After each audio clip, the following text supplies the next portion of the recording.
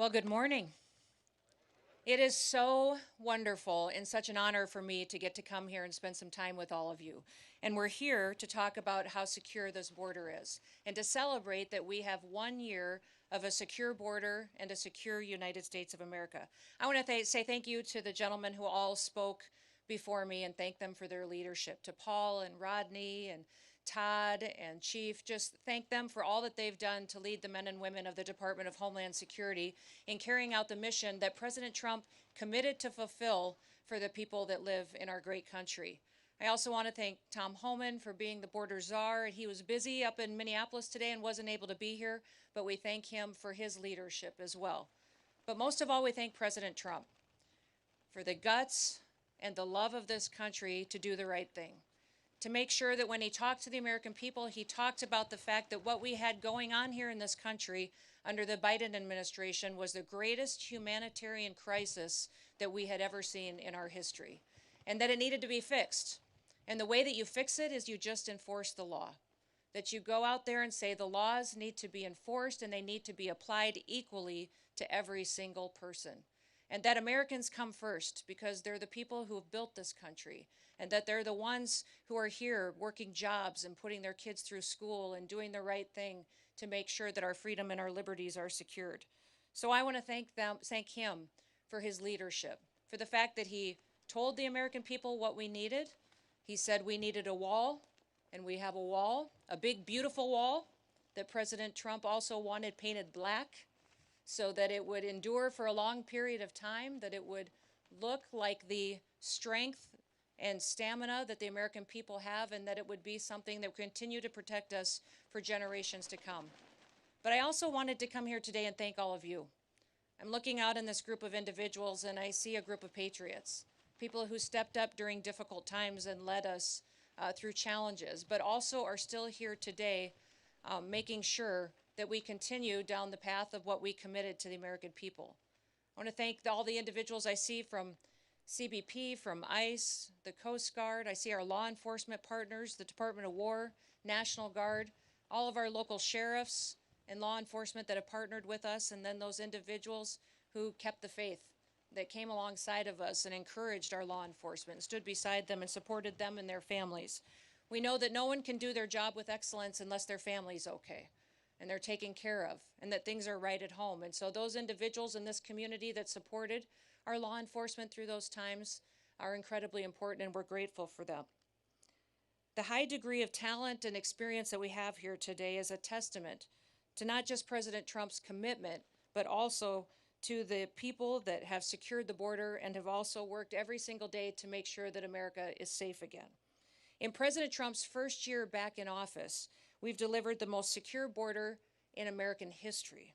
And we did it with the immediate aftermath we were facing from that humanitarian crisis that was created from Joe Biden's open border policies. It is so quiet here now today that sometimes we even forget how bad it was just a little over a year ago. And the importance of the accomplishment that has happened over this last year cannot be forgotten. Hardworking Americans all along this southern border were devastated. They were trying to do their jobs, educate their kids, and protect the future when they were handed this humanitarian crisis and saw the horrors of what was happening when millions of people were crossing our border unvetted, when they were trespassing onto private property. We had crimes being committed.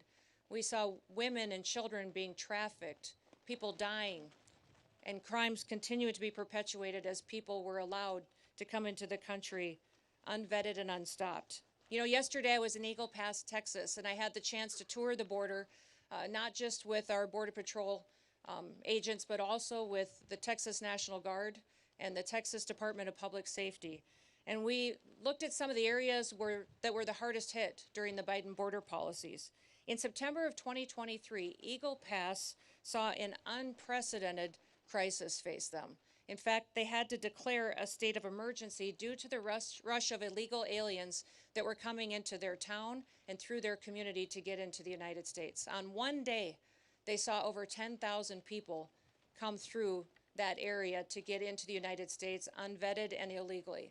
In just a couple of days, it doubled the population of their town. And it caused a crisis not just for their medical care facilities, their businesses and their families, but it absolutely crushed them and their economy. And their crime was rampant and overrun. And just last week, or a week or so ago, I got to spend some time in Brownsville, Texas, spent some time with farmers and ranchers. And we talked about what their lives were like just a little over a year and a half ago. How they saw trespassers come onto their property, cut their fences.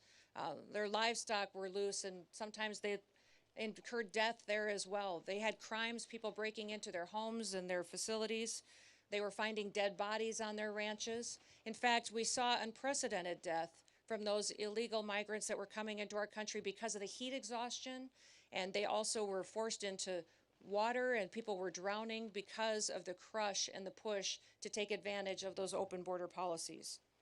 Those ranchers were talking about how different it was for them now. The fact that their ranches are safe again, that they don't have drug cartels running drugs across their property and down their roads and endangering their children and their schools. Many of the schools in many of these communities had to put up barriers and protections and boulders and rocks just between the roads and their schools to keep their children safe, so they could go in and out and get their education in a way that would protect their lives. When things like this happen, people are not just challenged with the crime, but they're challenged with the fact that their economy is hurt, their businesses are hurt, and also that these illegal migrants were being victimized each and every day. At worst, illegal aliens threatened the lives of American citizens with crime and violence and drugs, but they brought with them a recognition that the rule of law didn't matter in America anymore, that laws weren't going to be enforced, and it sent a message around the world that people could just come to America and no one was going to do anything about letting those dangerous individuals come in with terrorists, suspected terrorists and criminals that were allowed to come in with those illegal migrants.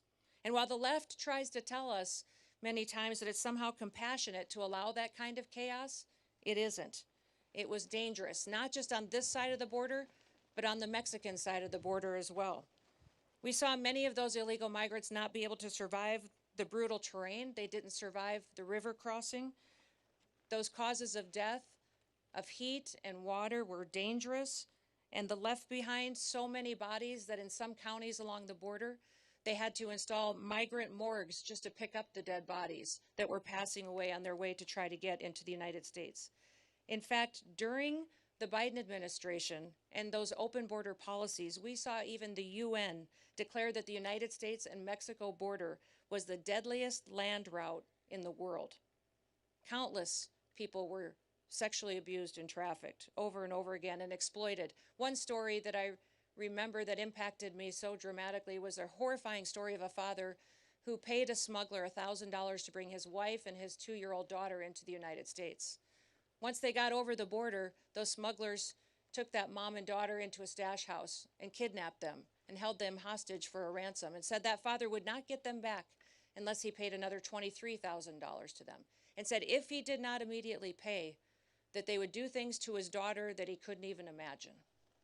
That was happening on a daily basis because of that invasion. Over those 4 years of chaos and destruction and death, many of the left said that it was compassionate. They said it was compassionate to let millions of people come in unvetted and be subjected to murderers and smugglers and cartels and gang members. Was it compassionate to make Americans share their communities with criminals? Was it compassionate to encourage men and women and children to break the law and to put their lives at risk, knowing that they could be victimized along the way? And was it compassionate to demonize those federal law enforcement officers that took an oath to uphold the law and to keep Americans safe? You know, the left and Democrats dare to harass, threaten, and dox our officers, assault the men and women of the Department of Homeland Security and our federal law enforcement. And they try to say that enforcing our immigration laws and arresting and deporting illegal criminals and violent criminals is inhumane. Well, what about the victims of that illegal crimes? What about the flow of drugs that were coming over our border and killing our next generation of Americans? What about the angel families who lost someone that they dearly love, that they'll never have back again and don't have a future with? They don't talk about the Laken Rileys, the Jocelyn Nungarys. They don't talk about the Rachel Morans. And they don't talk about the thousands of Americans that we've lost to drug overdoses and to poisonings. In fact, the flow over this border of illegal fentanyl has been cut in half since President Trump has been in office.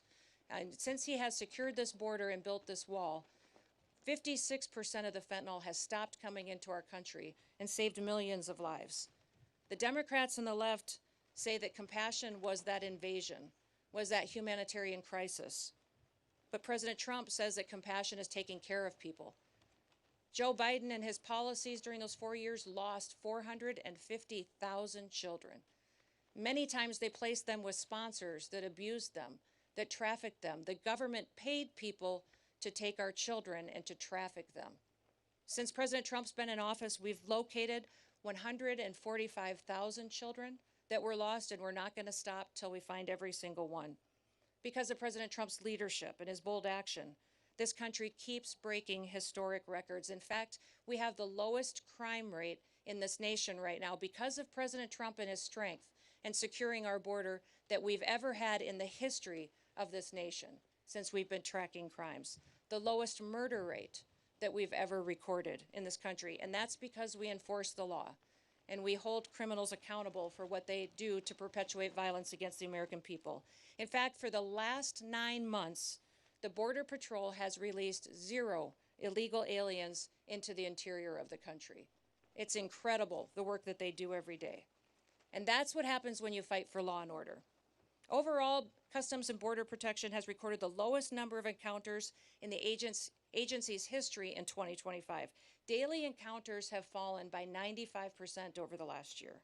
While the daily average of apprehensions in the Biden years was over 5,100 per day, in the last year it was less than 250.